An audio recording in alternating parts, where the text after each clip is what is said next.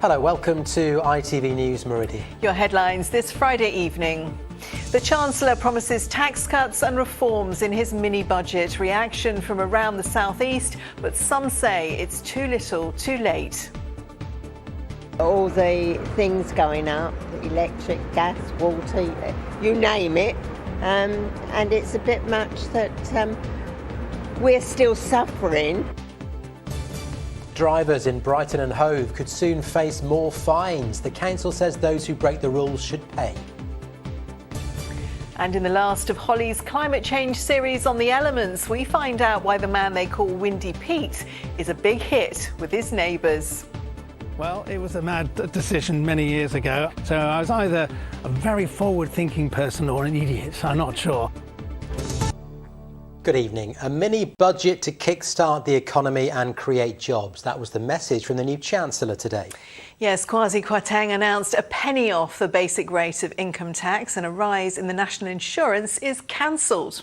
Well, the corporation tax rise was also cancelled and there's no stamp duty on properties of less than £250,000. Well, there will also be investment zones, one of which could be in Ebbsfleet in Kent. So how has today's announcement gone down here in the South East? With more details, here's Joe Caution. People need to know that help is coming, and help is indeed coming. A mini-budget with a big promise. The Chancellor believes his tax cuts, the largest in half a century, will boost the country's economy. But lifting limits on bankers' bonuses and scrapping the top tax bracket for the highest earners hasn't gone down well with some. How can I have more money and I don't? It's a bit much that we're still suffering and they're still getting the bonuses. It will help people who are struggling at the moment.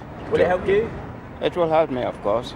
The government also want to introduce investment zones, where businesses in that area will benefit from tax cuts and planning rules will be relaxed to encourage house building, all in the hope of growing a local economy. Ebbsfleet Central could be one of them. But just a couple of miles down the road here in Gravesend, where there are empty shops pretty much everywhere you turn, what impact will a new thriving community nearby have on an already struggling high street? Like the big shopping centres when they did Blue Water, etc. and stuff like that, small towns like us really suffered. So why is that? Why is it like a postcode lottery? Why? What is the reason behind that? This was known as the Heritage Quarter and you look around and a lot of places have gone. But there's also a lot of independence here in Gravesend, probably more than a lot of other towns actually. And I think we all need the support. For first-time buyers, meanwhile, the stamp duty threshold will be raised to £425,000. So your first-time buyers were generally getting outbidded. However, by them now having that extra, well, dare I say income, that extra affordability, what that now does for them is allow them to potentially have more of a say in that bidding scenario. From next April, the tax cuts will mean more pounds on payday. But will these measures come in time to help families and businesses struggling right now? Joe Caution, ITV News, Gravesend. Well, most Tory MPs in our region have welcomed the mini-budget, but opposition MPs said it was a disgrace. They claim it helps the rich at the expense of the poor. Well, let's cross to our political correspondent, Phil Hornby. Phil, some dramatic changes announced today.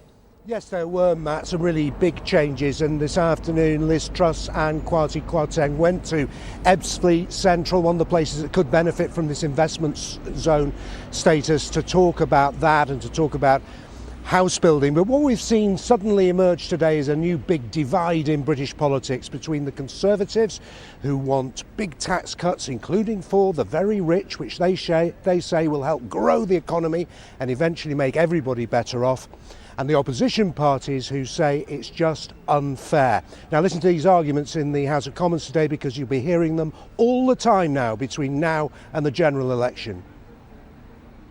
This party believes in taking a smaller percentage out of a bigger pie rather than the state nicking more out of a static and diminishing pie, which seems to be the message of the party opposite. This is a class war budget. This is an ideological budget. This is about taking from the poor and giving to the rich. Is this budget not a disgrace? Meanwhile, away from the budget, Phil, migrants continue crossing in small boats in ever greater numbers. Yes, Matt. Yesterday, more than 1,100 made the crossing. 31,500 so far this year, vastly more than last year, of course. Now, Liz Truss, during the Tory leadership election, said what we need isn't more talking, we need more action, but we still don't quite know what that means.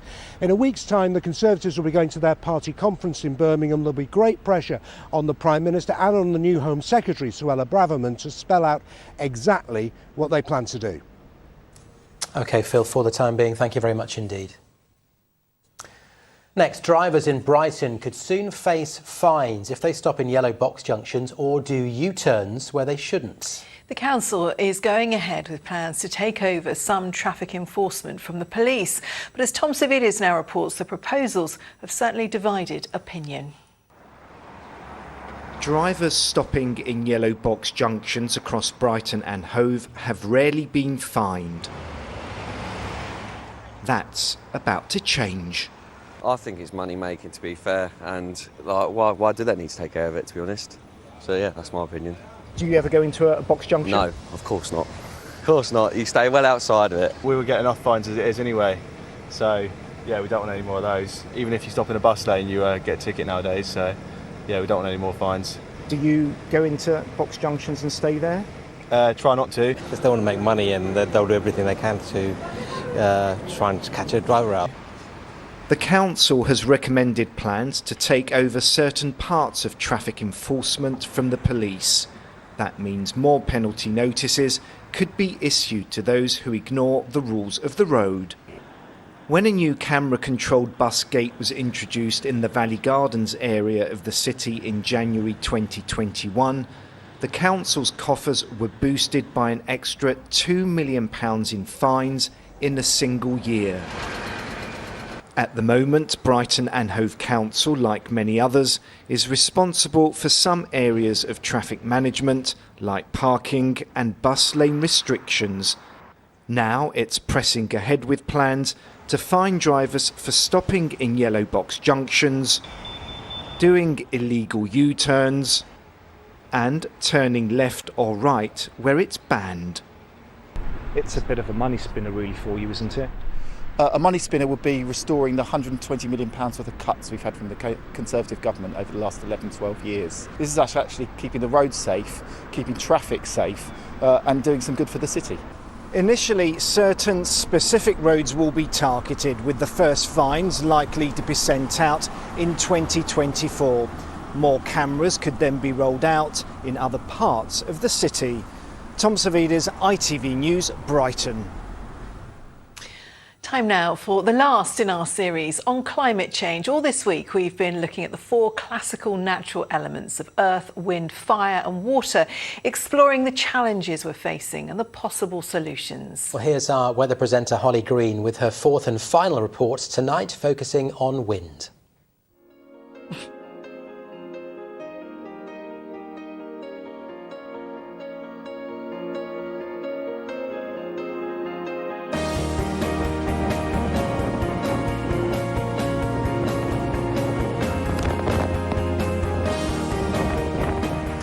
From violent windstorms to gentle breezes, our winds direct the Earth's heat and moisture, creating the climate we've known for thousands of years.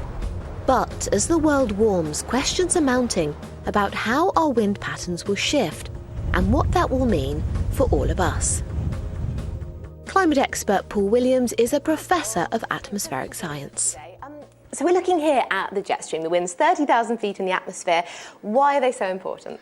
Well, they're just critical for our weather here in the UK because these are the jet streams that blast weather systems across to our shores. And there's a lot of uncertainty about exactly how it's going to change in our changing climate, isn't there? There is. One possibility that we might expect is that the jet stream could become wavier. I mean, you can see these waves in the jet stream, and if it were to get wavier and these waves get locked in place, sitting over the UK for weeks on end, that tends to give us extreme weather like heat waves, droughts, extreme wind events, or a prolonged cold spell in the winter months. Of all the elements, wind is currently our big hope here in the UK for reducing emissions with clean energy. We have more offshore wind turbines than any other country except China, And on a windy day, they can generate more than half our nation's energy needs. But how else might we harness the wind's power? Shipping currently produces over 900 million tonnes of CO2 every year. But could new technologies make that water under the bridge? Oh, hi, John. At this company, they're working on a project that will see their first greener ships on the high seas next year. This is 180 metres worth of cargo ship carrying 80,000 tonnes of cereal and grains around the world, and what we're here to do is to reduce emissions. So we're putting on some sails and we're aiming to save 1.5 tonnes of fuel. That's 4.5 tonnes of CO2 for each of these wings we're putting on this large ship. Okay, Holly. A virtual reality headset brings home to me the sheer scale of what's involved. Oh, those are the 3 airfoil shapes. So you can think of it like an aircraft wing. We're just looking for the maximum power possible. Oh, wow, it's huge, isn't it? Ironically, it's making me feel a little bit seasick. It's all adapting ideas and technology their engineers used in the design of Ben Ainsley's America's Cup yacht. They have wings fitted to these race boats that are powerful enough to lift them out of the water and fly them through the skies above the sea. And we're using the same simulation, the same techniques, the same idea of developing maximum thrust and fitting our wings to larger ships. So can you foresee a future where these wing sails are on vessels across the world? I absolutely can. And in fact, we have to see it, because while there are other fuel technologies in development that can cut emissions further in the future, they're not there yet, and we need to do something now. From ships sailing across the globe to one man's back garden, Peter Bailey is a smaller scale pioneer, the first person in England to supply wind energy to his neighbours from his very own wind turbine. What made you decide to build a wind turbine in your back garden? Well, it was a mad decision many years ago. So I was either a very forward-thinking person or an idiot, I'm not sure. You've got yourself a bit of a nickname locally, haven't you? Tell me about that. Yes, and I'm now called Windy Pete. My children found it amusing, my grandchildren found it even more amusing, and one of them actually changed their contact in their phone from Grandpa to Windy Pete. The farms and houses the turbine supplies are so local, the neighbours can look out of the window to see if the turbine's generating cheaper electricity and whether to put the washing on. It's saving some up to £170 a year. It's going to 40 households locally, and I generate just over about 100,000 kilowatt hours per annum, which will cover quite a lot of heating and so on for the homes around. Throughout this series, I've highlighted some of the more unusual ways, big and small, that we can meet some of our most acute environmental challenges. It seems our climate solutions could be elemental. Well, Holly joins us now. Holly, we've learnt so much throughout this series, but I think my favourite element was Windy Pete. We all need a neighbour like Windy Pete, don't we? We all need a neighbour like him, don't we? And it felt so appropriate to end on him. One man making a difference from his own back garden. And it might seem like a relatively small idea, but scaled up across the region, across the country, it could have a really big impact. What are your big takeaways from the series as a whole? Well, I suppose just how much is going on right now in our region, from the cutting edge to really basic ideas like children composting their food waste. And that's the other thing, just how engaged so many young people are in the issue of climate change. And it really does make me quite hopeful for the future. It's been really interesting. Thank you very much for doing it. Thank you. Thank you. Now, if you're involved in a community group doing great work in your local area, then you could be eligible to apply for up to £70,000 to help it grow. Well, that's because the People's Project is back when ITV teams up with the National Lottery Community Fund to give away thousands of pounds of National Lottery funding to good causes which are improving people's lives, and the public will vote on who deserves it the most. So we're looking for projects that, for example, bring people together or make communities stronger. We'll tell you how to apply in just a moment, but first James Dunham reports on what a difference that money can make.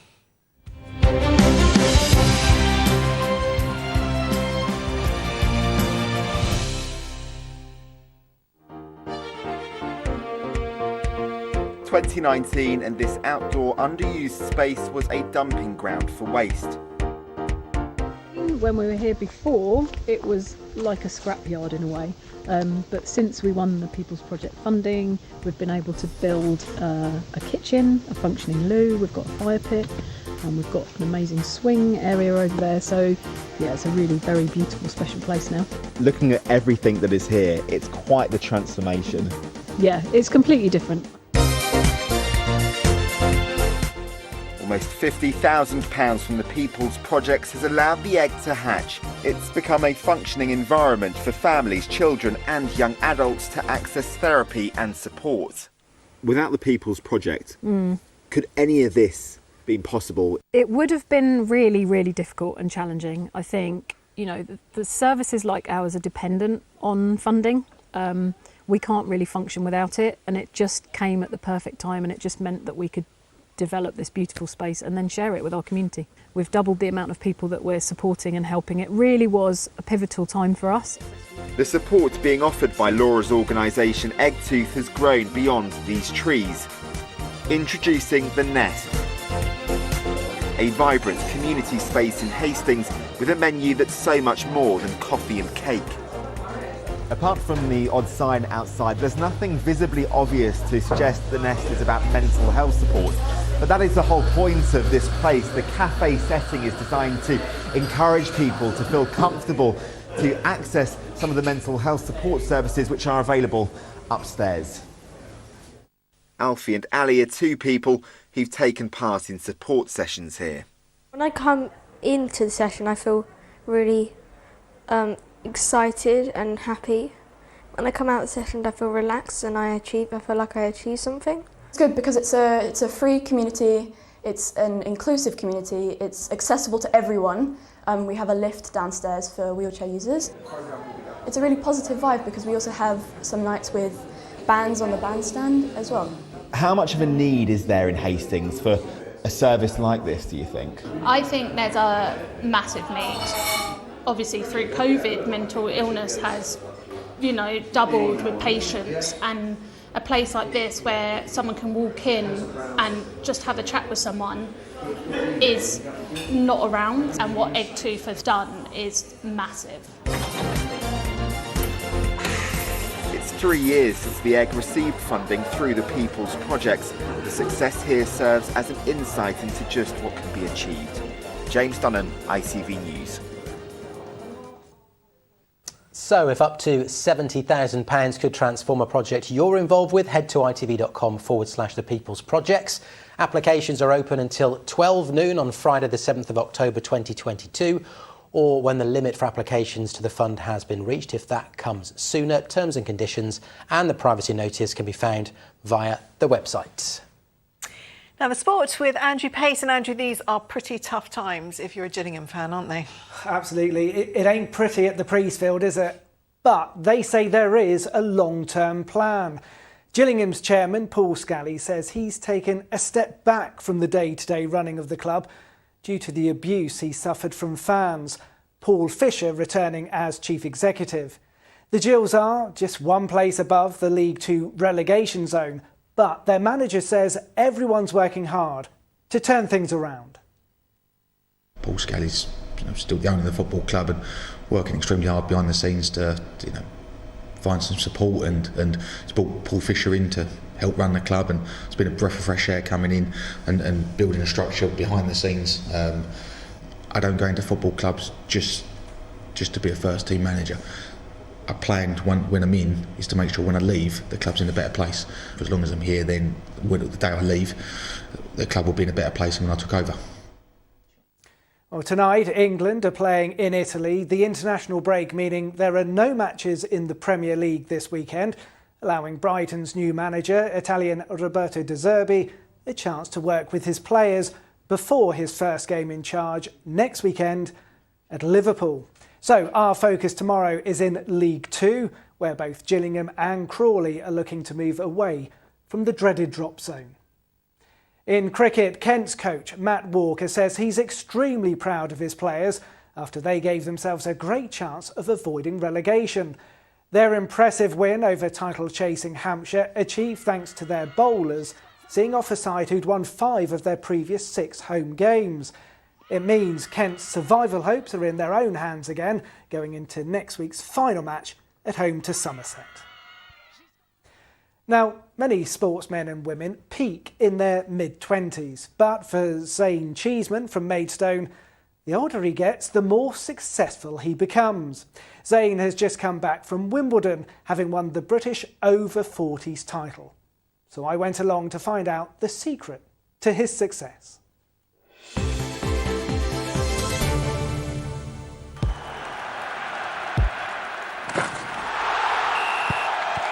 Zero Accounting Software sponsors ITV Regional Sports Report. It's taken him almost 40 years to achieve it, but Zane Cheeseman is finally a British champion. A month on from his success at Wimbledon, where he won the over-40s singles title and the over-35s doubles, Zane is back training at Horsemonden Tennis Club near Tunbridge Wells, loving life as a champ. Having the chance to play at Wimbledon is a kid's dream. So for me, getting the chance to play there, that was the third time I'd done it. I'd lost in the final 2 years prior to that each time. So this year in the final, it was a bit more, I wanted to get it done this year. So yeah, so having the chance to play there is amazing. But then obviously to win the British title in the 40s was, a dream come true. So yeah, still buzzing from it now, to be honest with you.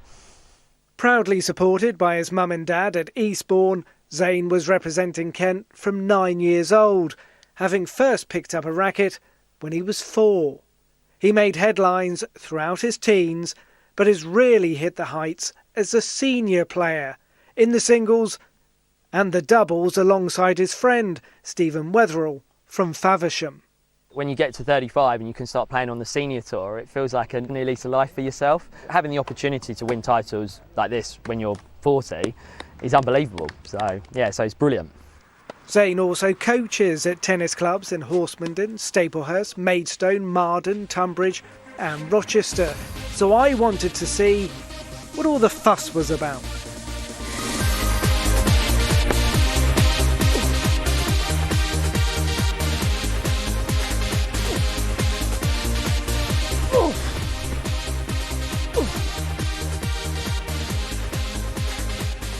I have a plan.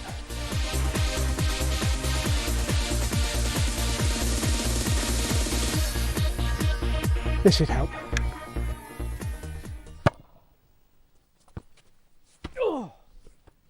It was time to go big or go home. And finally, I managed to hit a return. And loved it.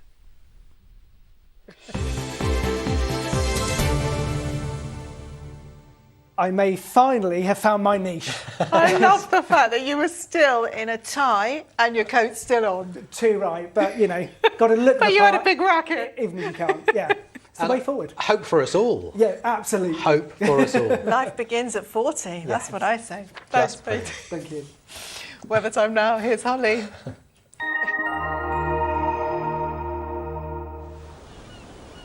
Feels like home, whatever the weather. Valent Boilers and Heat Pumps sponsors ITV Meridian Weather.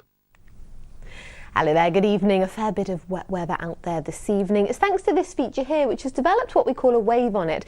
And unfortunately, that makes the detail very tricky to forecast. Eventually clearing through during the course of the weekend, turning drier, brighter, and then we see this plunge of some colder air as we push into next week, and that will see a drop in our temperatures. Out there this evening though, well yes, we have got this rain. We've actually got a warning in force which is valid until midday tomorrow. Some of this really could be quite heavy, some large totals, the risk of some localised flooding, possibly some tricky old driving conditions as well. 12 to 15 degrees, I think your lows for tonight, but as we head into tomorrow we have got this risk of some rain from the word go, and again as I say it could be quite heavy in places, but don't take the graphics too literally. Certainly, though, the further east you are, the longer that rain is likely to linger. Come further west, you may see a bit more in the way of something drier and brighter coming through. Quite windy for tomorrow as well, especially into that Kent coast. We're exposed to the northeasterly, and temperatures struggling at 17 or 18 degrees. Into Sunday, I think an improving picture. Still a few showers perhaps, but overall a drier day, hopefully some spells of sunshine coming through. And then into next week, we'll see things turning quite unsettled. The winds really whip up on Monday, and you'll notice that drop in temperatures as well. So starting to look quite autumnal. Take care. Vaillant sponsors ITV Meridian Weather. Andy's made our week this week, hasn't he? First with his Italian and then with his racket. Thank you, Andy. I'm still chuckling about it. It's just funny. It's hilarious. Just the image of it. Anyway, that's it from us. Have a fantastic weekend. Bye for now. Good night.